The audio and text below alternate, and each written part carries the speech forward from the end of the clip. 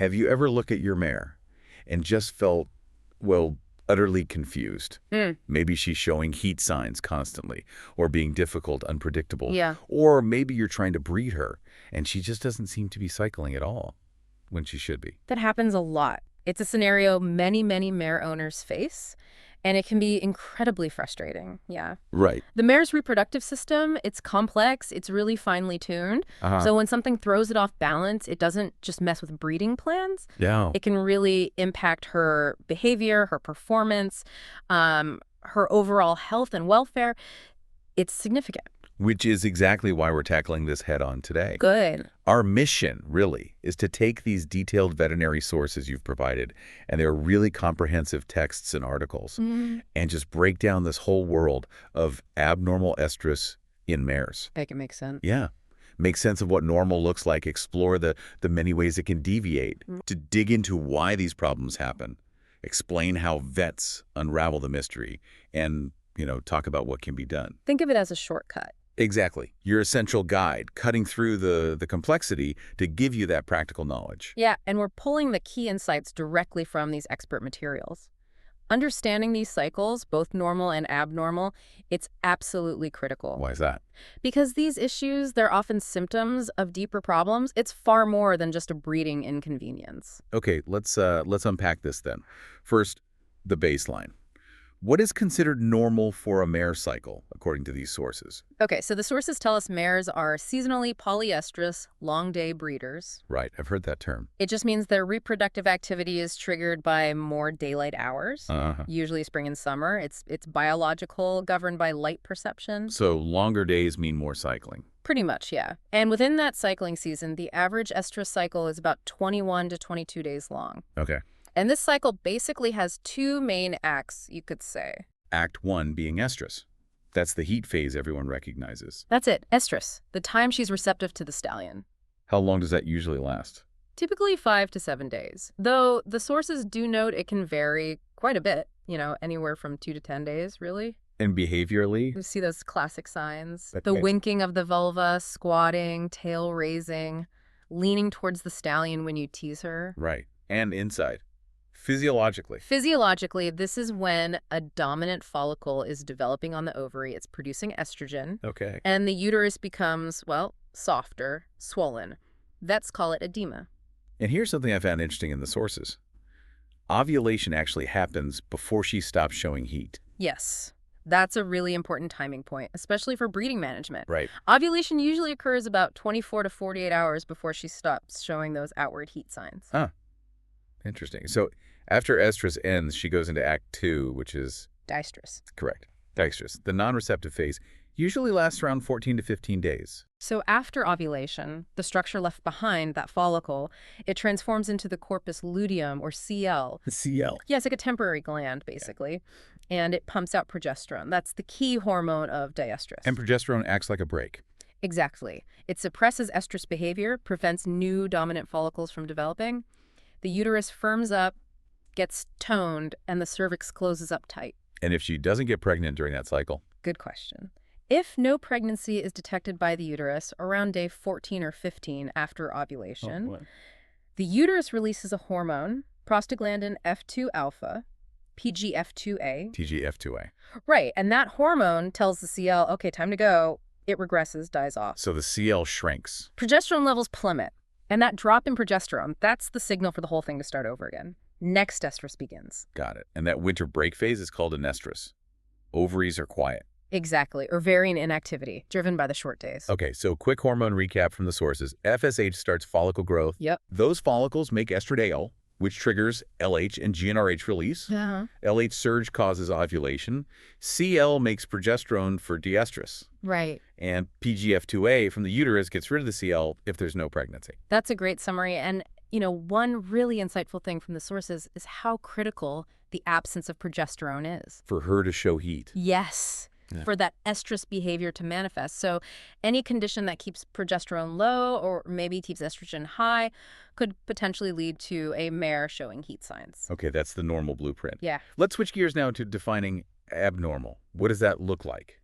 when things go off script. Well, when the sources talk about abnormal estrus, they mean mares showing that sexual receptivity for periods, much longer or shorter than the usual 5-7 days. Right. And this obviously impacts the overall time between ovulations, the interovulatory interval, because either the estrus phase or the diestrus phase length is altered. And for an owner, how would they see this? What are the signs? Well, you might see infertility issues, obviously. Or mares who just never seem to show heat at all, that's an estrus. Or the opposite, mares who seem to be in heat constantly, that's prolonged or persistent estrus. Right. Or maybe mares with really short, unpredictable bursts of heat. They call those split heats or frequent heats. And these aren't just like behavioral quirks. No, definitely not. They involve disruptions to the mare's reproductive system, her endocrine system. Sometimes even broader systemic functions are involved. Right, which brings us to the why. This is where it gets really interesting for me. The sources list a whole range of potential causes. They really do. And it's rarely just one simple thing, Yeah. The material groups these causes quite nicely, actually. First up are what they call physiologic variations and transition periods. Like the spring transition. That must be a classic example. Absolutely. One of the most common causes of, let's say, abnormal behavior usually happens February into April, roughly. As the days get longer, the mare's pituitary starts sending out FSH. Waking up the ovaries. Exactly. Stimulates follicle growth.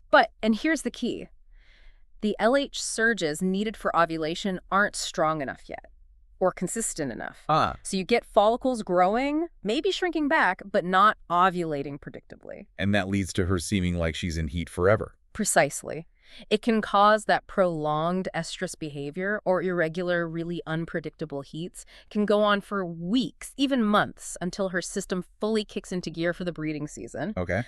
Autumn transition can cause similar, though often maybe less dramatic, erratic activity before they go into deep anestrus. Right. Another big one is lactational anestrus or silent heats, especially in nursing mares. Silent heat. So her ovaries are working fine, but you just don't see the sign. Exactly. She might ovulate maybe even during that full heat about a week after foaling, but she won't show those typical receptive behaviors. No winking, no squatting, not readily anyway. Well, the sources emphasize this is often a behavioral thing, not a lack of physiological cycling. Could be the demands of nursing, maybe high prolactin levels, even social factors. It can also happen in maiden mares, really nervous mares, or sometimes mares that have had steroid treatments in the past. So you need to check carefully. Yeah, you need careful teasing or ideally ultrasound to confirm if she's actually cycling internally. Okay, so moving beyond these sort of normal variations, what about actual ovarian abnormalities? Right. This includes things like persistent anovulatory follicles. You might see them abbreviated PAFs, HAFs, or if they luteinize inside, LUFs. These are basically dominant follicles that grow but just fail to ovulate. They can hang around for weeks, even months sometimes. And if a follicle persists, does it just keep making estrogen? Often, yes. Which leads to that prolonged estrus behavior we talked about. But here's something interesting the sources point out.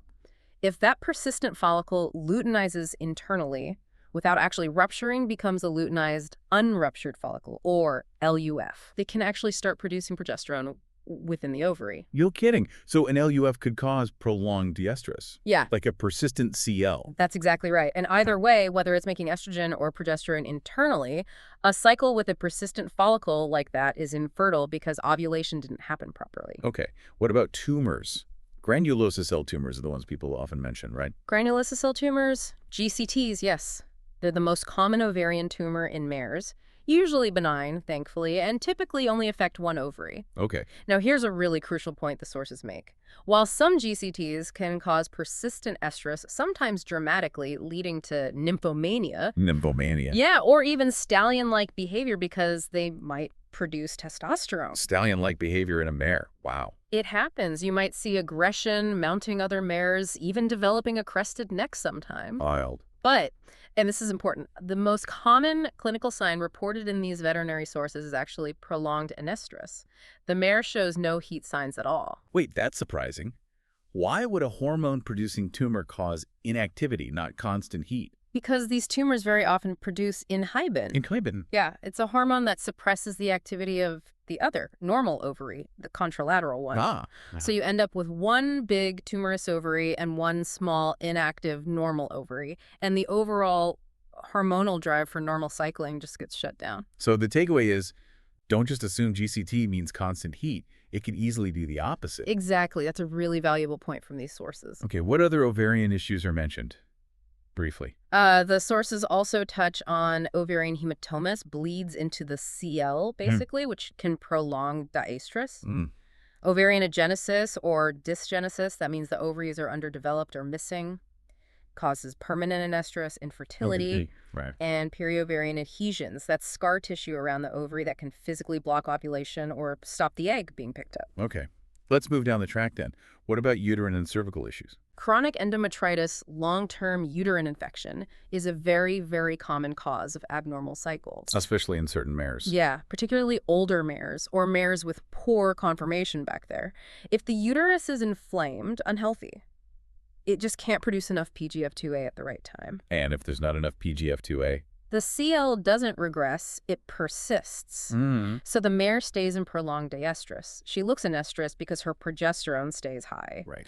Now, the sources do note that severe endometritis can sometimes cause short cycling or even persistent estrus, but prolonged diestrus from that persistent CL is really common. And this is often linked to poor conformation, like the vulva sloping. Yes, exactly. Poor perineal conformation. A vulva that slopes forward can trap air or urine, leading to infection. So conformation really matters for reproductive health. What about pyometra? Pyometra is pus building up inside the uterus. Often goes hand in hand with a persistent CL and a closed cervix because of the high progesterone. So again, it looks like an estrus. Typically, yes. Prolonged diestrus or apparent estrus.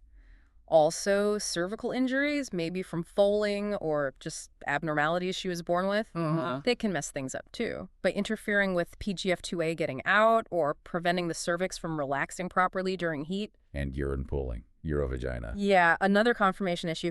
If urine pools in the vagina because the vulva doesn't seal well. Causes inflammation. Right. Inflammation that disrupts PGF2A production leads to prolonged diestrus. Wow. It's amazing how many ways that PGF2A signal can get messed up. It really is. Okay, what about problems outside the reproductive tract itself? Systemic and extravaginal causes. Also really important to consider, things like poor nutrition or really low body condition score. Not enough energy. Exactly. Not enough energy for reproduction. Often leads to estrus or very irregular cycles. Chronic pain or stress, too. Like from lameness. Yeah, lameness, illness. Yeah. That can disrupt the whole hormonal conversation between the brain and the ovaries, leads to irregular cycles or estrus. So her physical comfort and stress levels can literally shut down cycling. Absolutely. That mind-body connection is powerful. Metabolic issues, too. Like EMS or Cushing's? Yep. Equine metabolic syndrome, or PPID, which people know as equine Cushing's. They can contribute to irregular cycles, estrus, subfertility. Okay. Then there are chromosomal abnormalities, specifically mares with only one X chromosome instead of two. Exogonadal dysgenesis. That's the one. They have tiny non-functional ovaries, leads to permanent estrus, infertility. Right. And finally, the sources mention anabolic steroid use. That can suppress a mare's normal ovarian activity, cause estrus. Okay, shoot. That is a huge range of potential causes. So how do vets actually figure out what's going on? What's the diagnostic detective work look like? It's a systematic approach, usually. Starts with a really thorough history. That makes sense. It's critical. The vet needs all the details about the mare's behavior. The sources even suggest owners keep a journal. Oh, good idea. Especially if you suspect prolonged estrus. Note the dates, the specific behaviors, discuss her breeding history, general health, management, her response to teasing, and the time of year, her seasonality.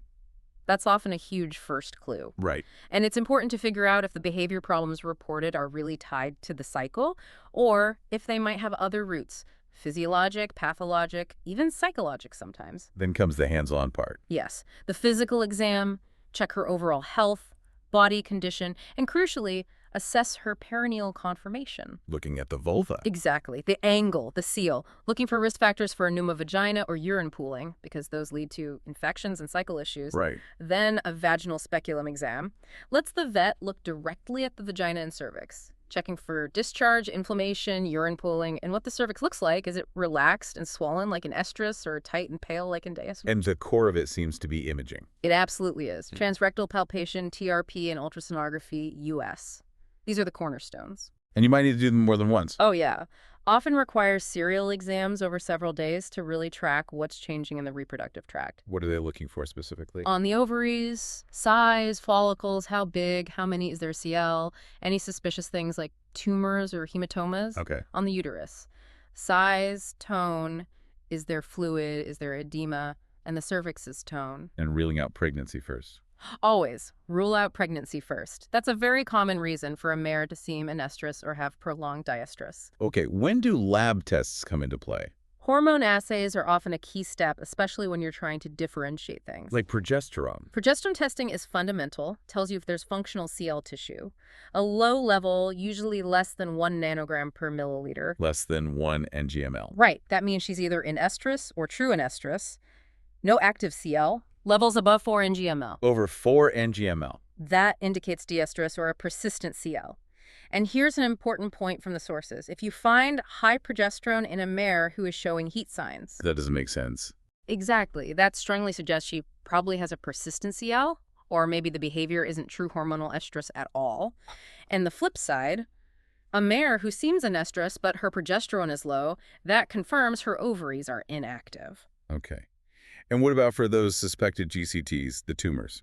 Right. For suspected granulosa cell tumors, there's the GTCT panel. What's in that? The sources say elevated inhibin, typically above 0.7 ngml, is the most common finding. About 87% of GCT cases often goes along with a small, shrunken, normal ovary. Okay. Elevated testosterone over 100 picograms per milliliter found in about 54% of GCTs. That's linked to the stallion-like behavior. Right. And the sources also highlight antimolar and hormone, AMH. It's an emerging marker, seems highly sensitive.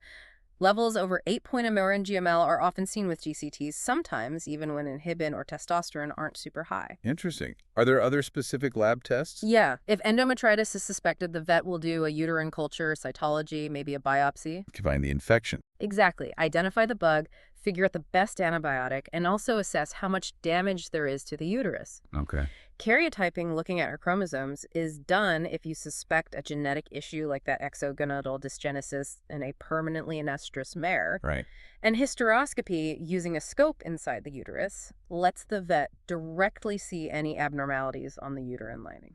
And it sounds like the sources really stress using teasing itself as a diagnostic tool. Absolutely. A consistent, well-managed teasing program is essential. It's really the best way to accurately see and record her behavioral response. Helps differentiate a silent heat where she is cycling, but not showing it from true anestrus, where the ovaries are genuinely quiet. Makes sense. So once you have a diagnosis, what are the treatment options? Well, the treatment depends entirely on the diagnosis. There's no one-size-fits-all fix. Right. The general approach is, keep monitoring, treat the specific underlying cause infection, conformation issue, systemic illness, or maybe surgical correction if needed. Let's talk about the hormonal tools vets have. Okay, PGF2A is a fundamental one. Like we said, it causes luteolysis, gets rid of the CL. So you use it for persistent CLs. Exactly. If a persistent CL is causing prolonged distress or making her look anestrus, giving PGF2A will usually bring her into heat within about 2 to 4 days as her progesterone drops. I've heard PGF2A can have some side effects, though. It can. The sources mention things like sweating, maybe increased gut sounds, mild colic-like signs, usually pass within an hour or two. Okay. And there are important handler precautions. Pregnant women, people with asthma should definitely avoid contact because it causes smooth muscle contraction. Good to know. Cloprostenol is a common PGF2A analog used in horses, sometimes thought to have fewer side effects, though the sources note it's technically not FDA approved for horses in the U.S. What about progestins, like Ultranagest, Regulate? Progestins are used differently. They give the mare progesterone from an outside source, basically mimicking diestrus. Why would you do that? Well, you might use it to suppress heat behavior in a performance mare during competition season. Or it's often used to help regulate those really erratic cycles during spring transition in brood mares. Right. You give it for a period, then when you stop, she usually cycles into heat predictably a few days later. But there are warnings. Yes, very important warning in the sources. Requires careful handling. People can absorb it through their skin, so wear gloves. Okay. And critically, giving progestins like Ultranagest can actually make an existing uterine infection worse because it keeps the cervix closed, traps infection in, prevents the uterus from clearing itself out. So definitely don't use it if you suspect an untreated infection. Exactly. Other hormonal tools, things like dyslorelin or HCG, can be used to induce ovulation when she has a nice big follicle during estrus. Uh, Or protocols using alternagists, sometimes combos of progesterone and estrogen, or dopamine antagonists like domperidone or sulpiride, oh, often combined with light therapy to help manage mares through that tricky spring transition. right. Oxytocin can even be used strategically in some cases to maybe prolong the CL lifespan, temporarily suppressing heat. Interesting. And how are uterine infections treated? Usually involves uterine lavage, flushing out the uterus, Uh-huh. intrauterine or systemic antibiotics, ideally based on culture results, Right. and sometimes using oxytocin or PGF2A to help the uterus contract and clear itself. For those persistent follicles, many just resolve on their own. But if they've luteinized and are making progesterone, PGF2A can help resolve them. It really sounds like management plays a huge part, too. Absolutely. Correcting nutrition, dealing with chronic pain or stress, using artificial lights in winter to get mares cycling earlier for breeding season, all important management strategies. And finally, when is surgery the answer? Ovariectomy, removing the ovary, is the definitive fix for granulosa cell tumors. How's that done? Often done using minimally invasive laparoscopy while the mare is standing, or sometimes through an abdominal incision. And the outlook after? Prognosis after GCT removal is excellent, the sources say. The remaining normal ovary usually kicks back into gear, returns to normal cyclicity and fertility, and the behavioral issues typically resolve within maybe 6 to 12 months. Okay. Ovariectomy is sometimes considered for severe behavioral issues not caused by a GCT, but the sources say its effectiveness just for behavior is kind of debated. And the Caslix procedure you mentioned? That's a really crucial surgical fix for mares with poor perineal conformation. Closing the top of the vulva. Yeah, surgically closing the upper part. It prevents pneumovagina sucking air into the vagina and prevents urine pooling. Both of those lead to vaginitis and then secondary endometritis. So it prevents infections that cause cycle problems. Exactly. Often necessary for those mares to stop recurring infections. Other surgeries might be needed for specific cervical injuries or really bad urine pooling issues, like a urethral extension. Okay, so after you start treatment, what kind of monitoring is needed? Well, serial palpation and ultrasound remain essential. Let the vet track how the ovaries and uterus are responding over time. Consistent behavioral observation, teasing, still vital. Might need repeat hormone tests or uterine checks to confirm the problem's resolved and she's cycling normally again. And what about the long-term outlook? What's the prognosis typically like for a mare with abnormal estrus? This is a key point the sources really emphasize. The prognosis varies hugely depending on the specific cause. Makes sense. It's generally good to pay cheap, excellent for things like those physiologic transition periods or silent heats once you figure them out, simple persistent CLs that respond well to PGF2A, Right. and GCTs after successful surgery. Most mares with an otherwise healthy reproductive tract, they have a good shot at getting back to normal cycles and fertility with the right diagnosis and management. But it's not always that straightforward, is it? No. Prognosis is considered fair to guarded for mares with severe chronic endometritis, especially if a biopsy shows irreversible uterine damage, or for severe cervical injuries that can't be fully fixed, or for systemic diseases that are just hard to control. And when is it poor? Prognosis is considered poor for permanent anestrus caused by that exogonadal dysgenesis. Those mares missing an X chromosome are permanently infertile because they just don't have functional ovarian tissue. So prevention is obviously key where possible. Absolutely. Good management practices are highlighted throughout the sources as really important preventative steps. Like what? Providing enough light exposure in winter to encourage cycling, having a consistent and effective teasing program, using good breeding hygiene, making sure nutrition is right, minimizing stress, addressing poor conformation early, like with a Caslix if needed, and having regular vet checks to catch potential problems before they become big problems, all can make a big difference. Wow. We have really covered a lot of ground here. We have. From the basic rhythm of a normal cycle to this incredibly intricate dance of hormones, those surprising findings like GCTs causing an estrus, Yeah. and the impact of things that seem simple, like conformation. It really shows how many different pieces have to be working just right for the mare's reproductive system to function optimally. This deep dive has definitely unpacked the complexity of abnormal estrus in mares. But by understanding the potential causes, the diagnostic steps, the treatment options, you as a mare owner or enthusiast, you're just much better equipped, aren't you? Absolutely. Better equipped to recognize potential issues and work effectively with your vet. Whether your goal is breeding or performance or just enjoying your mare, this knowledge is really key to her health, her welfare, and your shared success. Indeed. And, looking back at the sheer variety of factors, we discuss everything from stress and nutrition to tumors and basic anatomy that can disrupt something as fundamental as the reproductive cycle. Hmm. It does raise a fascinating question. Which is? What does this delicate balance we see in the mare system really tell us about the complexity, maybe the vulnerability of reproductive health? Not just in horses, but maybe across the whole animal kingdom. That's a good question to ponder. A really good question.